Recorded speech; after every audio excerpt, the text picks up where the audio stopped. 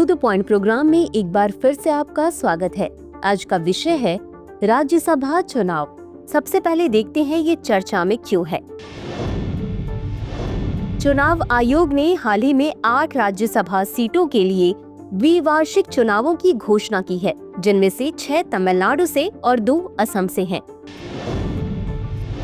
अब देख लेते हैं राज्यसभा से संबंधित संवैधानिक प्रावधान के बारे में। संविधान का अनुच्छेद 80 राज्यसभा की अधिकतम सदस्य संख्या 250 निर्धारित करता है। इनमें से 12 सदस्य राष्ट्रपति द्वारा मनोनीत किए जाते हैं। बाकी 238 सदस्य राज्यों और 3 केंद्र शासित प्रदेशों का प्रतिनिधित्व करते हैं। वर्तमान में राज्यसभा में कुल 245 सदस्य हैं। इनमें से 233 सदस्य राज्यों और दिल्ली, पुडुचेरी तथा जम्मू और कश्मीर के केंद्र शासित प्रदेशों का प्रतिनिधित्व करते हैं। राष्ट्रपति 12 सदस्यों को नामित करता है जिनके पास साहित्य, विज्ञान, कला या सामाजिक सेवा में विशेष ज्ञान या अनुभव होता है। संविधान की 4थी अनुसूची राज्यों और केंद्र शासित प्रदेशों को उनकी जनसंख्या के आधार पर राज्यसभा की सीटें आवंटित करती है। चुनाव की प्रक्रिया। राज्यसभा में राज्यों और संघ राज्य क्षेत्रों के प्रतिनिधियों का चुनाव अप्रत्यक्ष निर्वाचन पद्धति द्वारा किया जाता है। प्रत्येक राज्य और 3 केंद्र शासित प्रदेशों के प्रतिनिधियों का चुनाव उस राज्य की विधानसभा के निर्वाचित सदस्यों और उस केंद्र शासित प्रदेश के निर्वाचक मंडल के सदस्यों द्वारा आनुपातिक प्रतिनिधित्व प्रणाली के अनुसार एकल संक्रमणीय मत के माध्यम से किया जाता है। राज्यसभा एक स्थायी सदन है और इसे भंग नहीं किया जा सकता। हालांकि राज्यसभा के 1/3 सदस्य हर दूसरे वर्ष सेवानिवृत्त होते हैं। एक सदस्य जो पूर्ण कार्यकाल के लिए चुना जाता है वह 6 साल की अवधि के लिए कार्य करता है और इस कार्यकाल की समाप्ति पर राज्यसभा की सदस्यता से सेवानिवृत्त हो जाता है।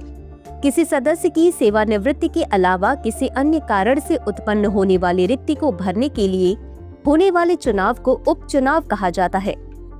उपचुनाव में निर्वाचित सदस्य केवल उस सदस्य के कार्यकाल के शेष समय तक सदस्य बना रहता है जिसके त्यागपत्र या मृत्यु या 10वीं अनुसूची के तहत अयोग्यता के कारण रिक्ति हुई थी। अब जान लेते हैं representation of the people act 1951 में संशोधन के बारे में। विधायकों क्रॉस वोटिंग से रोकने के लिए 2003 में जन प्रतिनिधित्व अधिनियम 1951 में संशोधन किया गया। अधिनियम की धारा 59 में संशोधन करके यह प्रावधान किया गया कि राज्यसभा के चुनावों में मतदान खुले मतदान के माध्यम से होगा। राजनीतिक दलों के विधायकों को अपने मतपत्र अपनी पार्टी के अधिकृत एजेंट को दिखाने होंगे। अधिकृत एजेंट को मतपत्र न दिखाने या किसी और को न दिखाने पर वोट अयोग्य घोषित कर दिया जाएगा। निर्दलीय विधायकों को अपने मतपत्र किसी को भी दिखाने से मना किया गया है। इसी के साथ अंत में देख लेते हैं आज के अभ्यास प्रश्न को। निम्नलिखित कथनों पर विचार करें। एक राज्यसभा सदस्य अपनी अवधि समाप्त होने के बाद पुनः चुना जा सकता है। 2 उपचुनाव में चुने गए सदस्य पूरी 6 वर्ष की अवधि के लिए सेवा करते हैं। उपर्युक्त में से कौन सा या कौन से कथन सही है? A केवल 1, B केवल 2, C 1 और 2 दोनों, D न तो 1 और न ही 2। इस प्रश्न का उत्तर कमेंट बॉक्स में जरूर दें। आज के लिए बस इतना ही। धन्यवाद।